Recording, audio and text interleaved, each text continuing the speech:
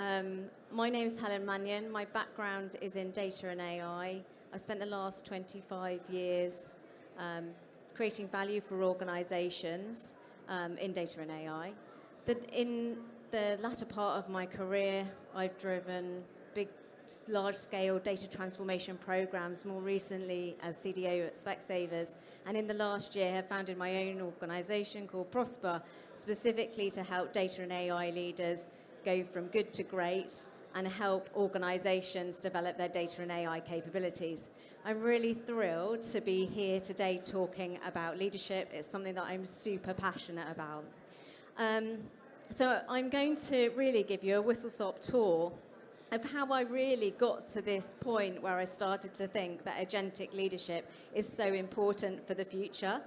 And I'm hoping that we'll have time for you to all pause and reflect on actually the leaders that you want to be in this future and the leaders that are going to be needed in your broader organisations to help your organisations thrive. So when I started thinking about what's the leadership that we need in the future, the thing that I first started with is what are the skills that we're going to need in the future? And how does that impact the leaders that we need to ultimately be in the future? And I think that there are two things that I sort of thought are guaranteed. Now, the first is that change is definitely going to happen. If you look at the stats from the World Economic Forum, they're predicting within the next 15 years, 37% of jobs are going to significantly transform. So change is definitely coming. We all know that. The second thing for me is that agentic leadership or agency in what we do is ultimately going to dictate the leaders that we are tomorrow. And I'm going to come on to why I really think that. So, like all good analysts, and that's where I started my career, if we want to protect the future, we kind of need to think about the past. And so I started to think about actually how have skills evolved across time, starting from cavemen. And one of the things that I think people often fear when we think about how are we going to evolve and how are organizations going to evolve is we don't worry about the skills we're going to gain, but we worry about the skills we're going to lose. And so I was interested to sort of think about actually all the skills that actually we might have lost. And I sort of pondered whether actually I really missed animal tracking. Not really. I don't have a massive need for that.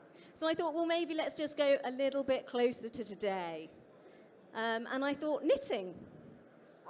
There's part of me that might like to knit, but I'm not too worried about it. But I thought what was quite interesting when I thought about knitting is that pre the Industrial Revolution, knitting was commonplace in every single household.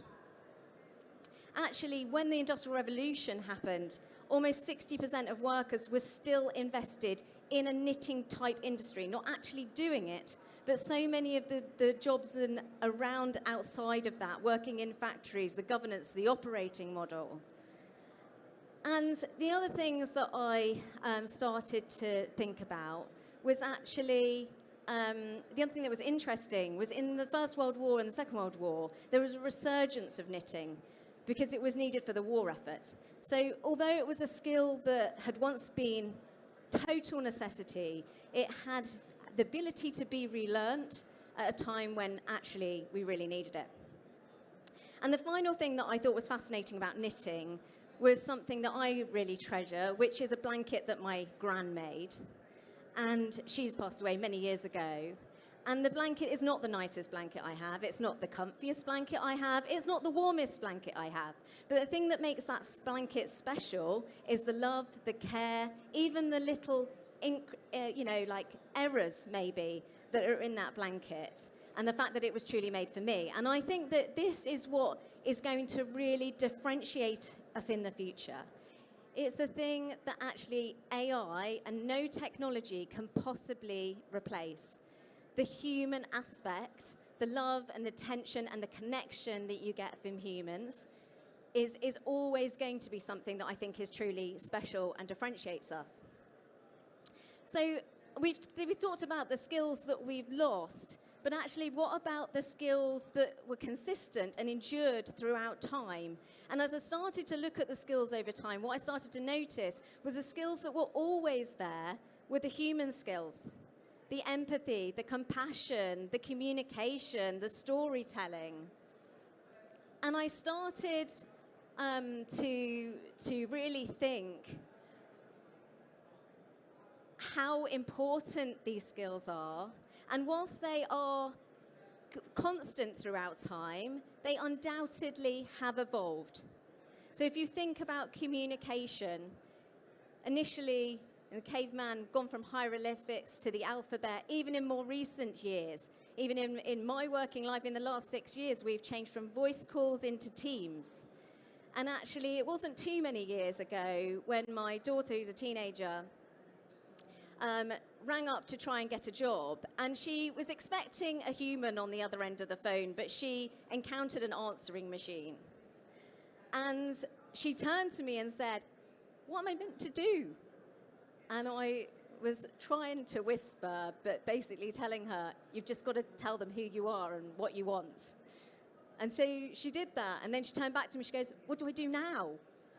And I was like, "You've got to give them your phone number." And she goes, "I don't know my phone number."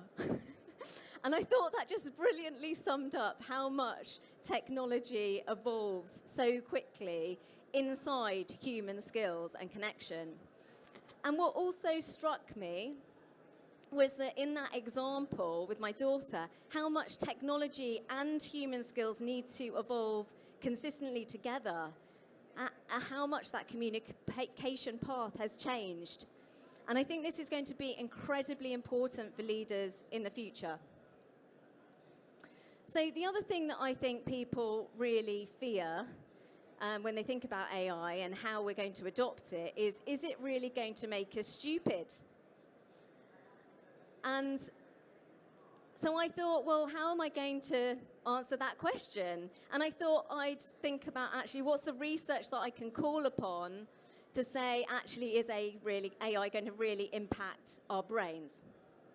And so I thought about examples, and this is one that probably lots of you might have come across, but is London taxi drivers. So there's lots of research from London taxi drivers used to, and I'm not sure whether they still do actually, but they used to have to learn pretty much the London A to Z. And what neuroscientists discovered when they looked at their brains is that part of their brain had changed. So I think it's highly likely that AI, if we change the way we think and we change the way we learn, probably highly likely that our brains are going to change too. But what is also really interesting and fascinating about the research with London taxi drivers is that when they looked at retired taxi drivers, what they found is that the part of the brain that had once grown began to shrink back to normal. And this is the funny thing about brains. They constantly grow and shrink and adapt with how we need to learn and relearn and adapt ourselves. And so in the knitting example, when we needed to learn how to reknit, we learned. And I think the same is true with AI. So I started to think, okay, well, we've lost skills that are physical, tangible, technical skills, but what about mental skills? And is that going to make a difference to our future? And the example I could think about is a calculator. So I started to investigate, well, what happened to calculators? And they took, obviously, the adoption actually in schools and children being able to use calculators in exam settings actually took quite a long time to actually come about, which I think shows adoption does take time. But the other thing that was interesting about calculators is the fact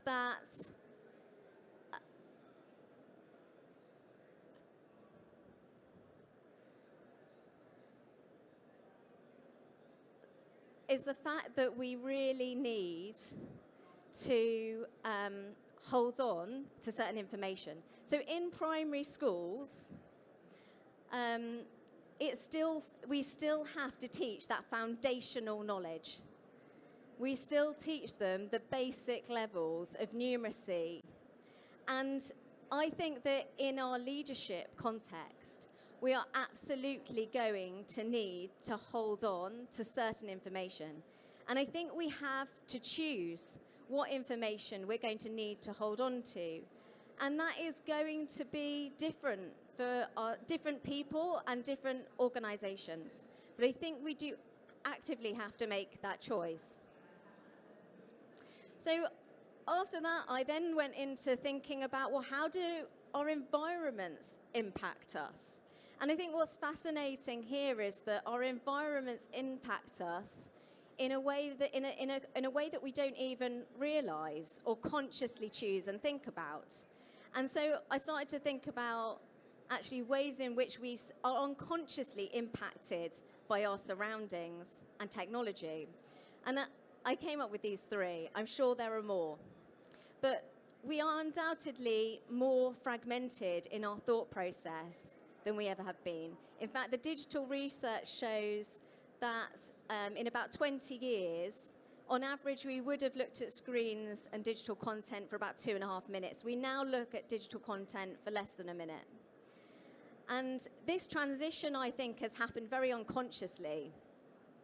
Then you've got habit loops. Now, how difficult is it in reality to lose weight or to go to the gym every day? We find these things really, really hard. But actually, we don't find it hard to scroll through social media.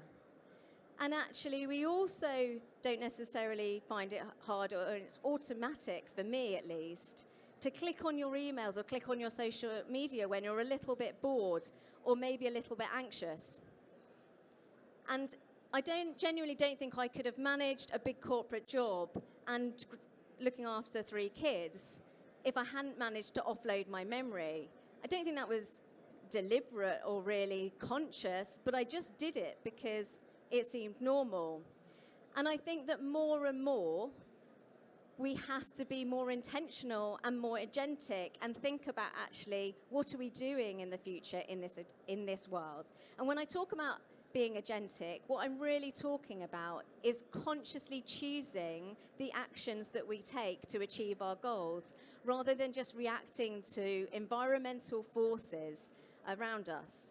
We have to be better at and more intentional about choosing the things that ultimately we need to learn, choosing what habits we form, choosing what information we need to hold on to as foundational information that's going to help us in our organizations. And so I thought I'd touch on this learning framework. It's very common. You might have come across it. It was designed in the 1970s. And what I find fascinating about this is the elements of consciousness in the middle. But it starts with unconscious incompetence. And this is, so many people just don't know what they don't know. And I think that until you actually start to become conscious about what you don't know, you can't solve that problem. Everybody has so many things that they don't actually know they're incompetent at. And that's not just because they think that they're good at something that they're not. It's because they're just so unaware of all the things that they don't know. But then obviously once you become conscious, you can decide to improve that skill and learn and develop. And when you do that process, you obviously become consciously competent. And when you practice and practice and practice and it embeds as a habit, you move into the next stage, which is unconscious competence. Now, at the other end of the scale, I also think this is interesting because I think that there are skills that you don't necessarily want to become unconsciously competent at. So there are some skills that maybe you do, like walking or running or touch typing, but there are also skills like judgment, like empathy. Like, how many times do we hear somebody talking and try and finish their sentence, or have prepared our answer before they've even finished? And for me, that this is going to be so important when we want to build human connections. And so for me, being more conscious is ultimately the key. More conscious, more intentional, more agentic. And the more and more I think about it, the more I think that all the skills and things that we're going to really need to focus on in the future, like judgment, all ultimately come back to this more conscious, more agentic way of thinking. Be that growth, like we talked about in the learning model, or critical thinking, like really understanding and not just accepting necessarily what AI gives us and questioning whether that's right or wrong, or ethics, like how much bias is unconscious bias that we don't really think about. So this is a model I put together for my clients, really to help them think about how they start to develop. And it starts with observe. Now, observe is ultimately consciousness, but for me, this is a deep sense of consciousness. It's a real awareness and sensing and feeling in a very objective, non-judgmental way. And then once you've actually opened your mind broader, which I think is so important in today's digital environment, then you can start to reimagine all the different possibilities and start to choose consciously what you want to take forward and what you don't, and then put it into place and evolve. And this is very deliberately cyclical because this is an ongoing process. Leadership is an ongoing process. It's a never-ending process that you continually go through to make small additions and small actions. And one of the reasons why I think this deep observation is so important is because even in social media and everything that comes at us, we're fed the information that we like. And we are more and more being, blinded almost to one vision rather than a much broader perspective. So I just wanted to take a moment to allow you to think and reflect and pause for thought about the leaders that you want to be, how you ultimately become a little bit more conscious. Think about how you start to notice the things that you want to hold on to, and think about how leadership needs to change within your entire organizations to help them thrive. Because I think this is a very personal journey. I don't think leadership is going to be the same for all organizations, but it's something where we absolutely need to choose and be conscious about the decisions that we're making. So I'm going to ask you to just reflect for a minute and then play back your thoughts or ask questions. But while you do that, I'm just going to put this up on screen, which is the opportunity to win a planning session to help you understand how leadership needs to change in your organization.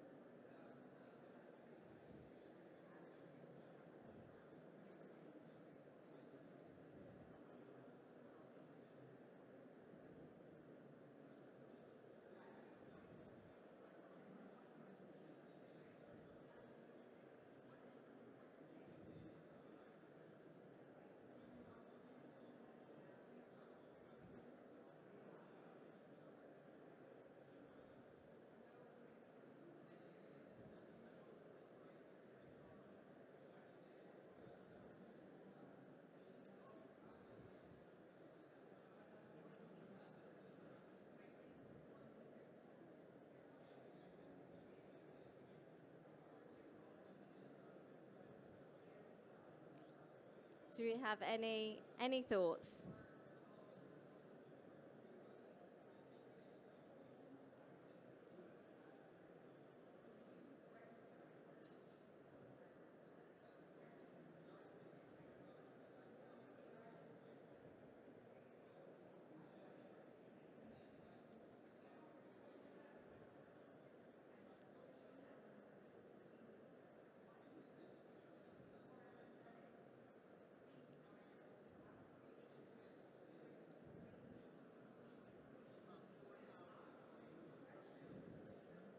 Sorry, say that again. There's about 4,000 employees where we work. Yes. And only like 10% of them are adopting the AI solutions. And so as a leader, we're trying to kind of help more people feel comfortable. I was wondering what your recommendations were. Yeah, no worries. Just to reiterate the question really quick. There's about 4,000 employees at the organization that I work with called ZoomInfo. And about less than 10% are really early adopters of the AI solutions that we're presenting. which is a massive investment for a little payoff at this point. As leaders of the organization, what would you recommend us do to help kind of gain more of the curve and get more people involved? So I'm a big believer in ripple effects. So I would definitely prefer. I mean, I think it's a combination of different things. So communication strategies definitely going to help, but definitely training. And I'm a big believer in almost like training the trainer, training the leaders, and helping them drive adoption within their teams and creating ripple effects across the organisation. I think it's really important with data and AI training that it needs to be really relevant and specific and ongoing. I don't believe really in one-time massive training, but more small, pointed bits of training that are really, really relevant to that team. And that's why I think if you target leaders, it can be very impactful because they really understand their teams and what they ultimately might want to achieve, and can then help drive that adoption.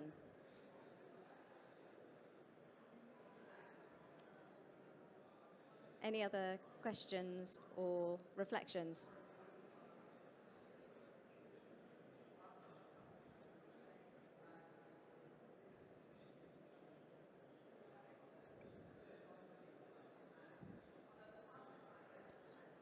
Thank you. So you mentioned knitting was a skill of the old that came, researched, went back again. More specifically, what are certain skills that you think are very important for leadership to be relevant in such an agentic environment? Mm-hmm. I mean, I think the wheel, if we go back to this, these are the things that I think are going to be really, really important in the future. But I think that, I suppose my overriding point really is that all of these things are really specific to you as a leader and to your organization.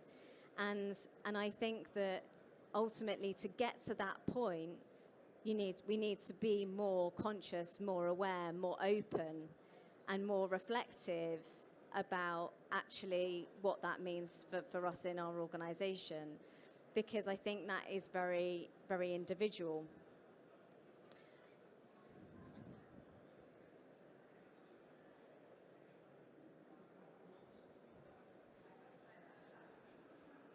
Thank you.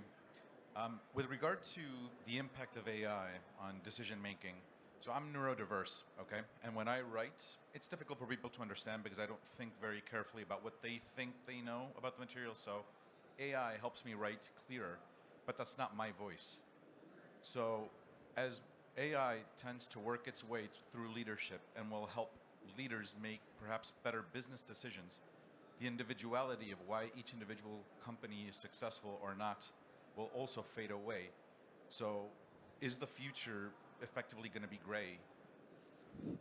I think that's a great question. So again, I think that depends on you, and then it comes back to consciousness, right? Because and choice and agency. Because some organizations might not care.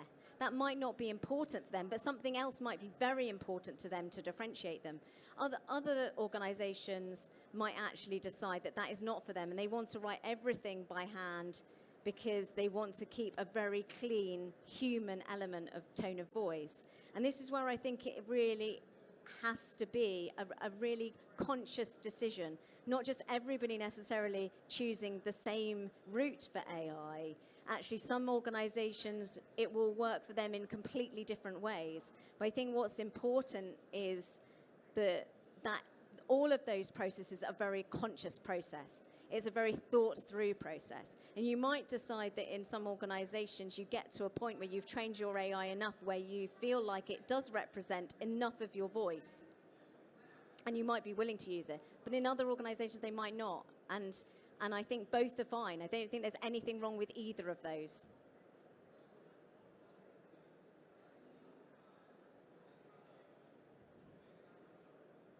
Any other question?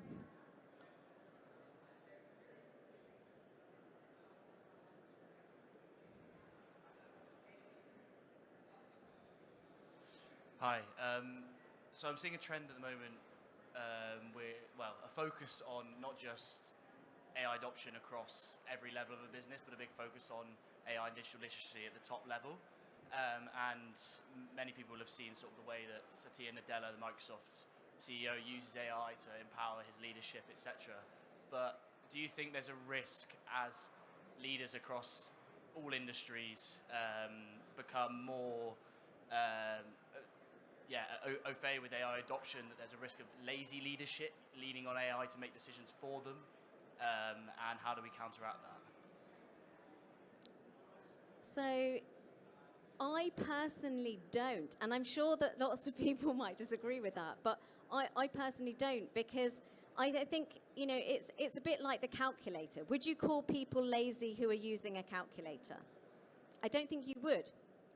What we're doing is we're using our brains in a different way. I think what's important is that you choose consciously how to use your brain, how to apply AI in a way that's right for you personally and your organizations personally. And I don't think that makes you lazy. I think that makes you sensible.